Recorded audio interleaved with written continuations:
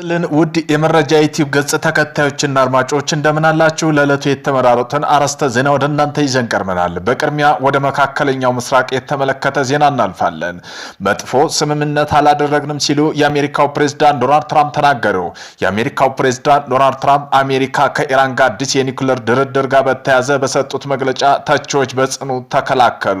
የቀድሞ የኦባማ አስተዳደር የኒውክሌር ስምምነት ከባድ ቃላት የነቀፉት ትራምፕ እኔ ከኢራን ጋር ስምምነት ካደረኩ ትክክለኛና ፍጹም ጥሩ ስምምነት ይሆናል፣ እኔ መጥፎ ስምምነቶችን አላደርግም ሲሉ ተናግረዋል። በዚህም ጉዳይ የዜና ትንታኔ ያካተናል። በአሜሪካና በኢራን መካከል ያለው የሰላም ስምምነት መሻሻሉን ተከትሎ የዓለም የነዳጅ ዋጋ ከ4 በመቶ በላይ ቀነሰ። በአሜሪካና በኢራን መካከል ያለው የሰላም ስምምነት ሁኔታ እየተሻሻሉ መምጣታቸውን ተከትለው የነዳጅ ዋጋ ከ4 በመቶ በላይ ዝቅ አለ። በዜና ትንታኔያችን የምንመለከተው ጉዳይ ይሆናል። አሜሪካ ከኤርትራ ጋር ያላት ግንኙነት ለማሻሻል የታሰበውን በችኮላ ከመያዝ ይልቅ በጥንቃቄ መመርመር ያስፈልጋል አሉ የኤርትራው ፕሬዝዳንት ኢሳያስ አፈወርቂ። የኤርትራው ፕሬዝዳንት ኢሳያስ አፈወርቂ የሀገሪቱን 35ኛ የነጻነት በዓል አስመልክተው ባደረጉት ንግግር በሀገር ውስጥ ጉዳይ ከማተኮር ይልቅ በቀጠናውና ዓለም አቀፋዊ ውጥረቶች ላይ ሰፊ ትንታኔ ሰጥተዋል። በዚህም ጉዳይ በዜና ጥንቅራችን የምንመለከተው ይሆናል። ቆይታቸው የምትሰሙት ይሆናል። በሶሪያ ከጦርነት የተረፉ ፈንጆች ፈንድቶ በአንድ ህፃናት ህይወት ሲያልፍ ሌሎች 3 ህፃናት ቆስለዋል። በደቡብ ሶሪያ ዳራአ የተባለ ግዛት ውስጥ እሁድ ዕለት ከዚህ ቀደም ከነበሩት የጦርነት የተረፉ ቦምብ በመፈንዳት ምክንያት አንድ ህፃን ህይወት ወዲያውኑ ማለፉን፣ 3 ሌሎች ህፃናት ደግሞ ከባድ ጉዳት እንደደረሰባቸው የሶሪያ መገናኛ ብዙሃን ዘግቧል። በዜና ጥንቅራችን አካተነዋል። ቆይታችሁ የምትሰሙት ይሆናል። ስራዎች ሁሉ አሁን ቀጥለዋል። የሆርሙዝ ሰርጥ ለመክፈት ተጨባጭ ነገር አሳይተዋል። በኒውክሌር ጉዳይ ጉልህ ድርድር ይደረጋል አሉ ማርክ ሩቢዮ። የአሜሪካና ኢራን ውይይት በቅርብ ቀን ውስጥ እንደሚጀመር ተጠቁሟል። በዜና ትንታኔያችን አካተነዋል። ቆይታችሁ ተሰሙታላችሁ። እነዚህን የመሳሰሉ አርዕስተ ዜና ወደ እናንተ ይዘን ቀርበናል። ቤተሰብ ለመሆን ላይክ፣ ሼር፣ ሰብስክራይብ ማድረግውን እንዳይረሱ።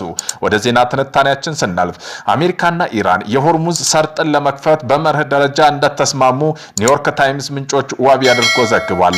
አሜሪካ በተቃራኒው በኢራን ላይ የጣለችው የወደብ እገዳ በማንሳት ኢራን ነዳጇን ለዓለም ገበያ በነጻነት እንድትሸጥ ትፈቅዳለች ተብሏል። ይህን ተከትሎ ዓለም አቀፍ የነዳጅ ዋጋ ቅናሽ አሳይቷል። ከዚህም ጋር ተያይዞ ስራዎች ሁሉ አሁንም ቀጥለዋል። የሆርሙዝ ሰርጥ ለመክፈት ተጨባጭ ነገር አሳይተዋል። በኒውክሌር ጉዳይ ጉልህ ድርድር ይደረጋል ላሉ ማርክ ሩቢዮ። ይህም የሆነው የአሜሪካና ኢራን ውይይት በቅርብ ውስጥ እንደሚጀመር አሳውቀዋል።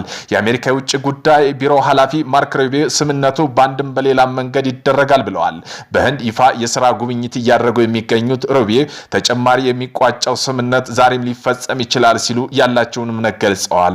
ስራዎች አሁንም ቀጥለዋል። የሆርሙዝ ሰርጥ ለመክፈት ተጨባጭ ነገር አሳይተዋል። በኒውክሌር ጉዳይ ጉልህ ድርድር ይደረጋል በማለት ተናግረዋል። ሩቢዮ ፕሬዝዳንት ዶናልድ ትራምፕ አይቸኩሉም፣ መጥፎ ስምምነት አይፈርሙም ባይ ናቸው። ዩናይትድ ስቴትስ ለዲፕሎማሲ ቅድሚያ ድል እንደምትሰጥ ተናግረዋል። በመሆኑም መጥፎ ስምምነት አላደረግንም ሲሉ የአሜሪካው ፕሬዝዳንት ትራምፕ ተናግረዋል።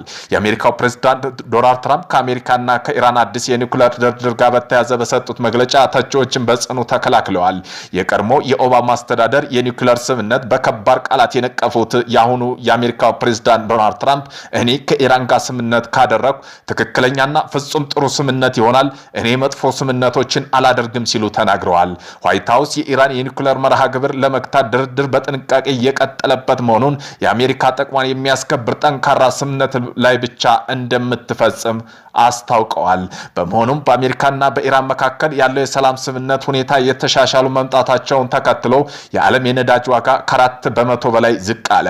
ይህ የዋጋ ግን ቅናሽ የታየው የአሜሪካው ፕሬዝዳንት ዶናልድ ትራምፕ ዋሽንግተንና ቴህራን ግጭት ከመባባሱ በፊት የዓለም 1/5ኛውን የነዳጅና የተፈጥሮ ጋዝ ጭነት ያስተናግዳል የነበረው ስትራቴጂካዊ የሆርሙዝ ሰርጥን በድጋሚ ለመክፈት የሚያስችል ስምምነት በሰፊ ተደራድረዋል ማለታቸውን ተከትሎ ነው።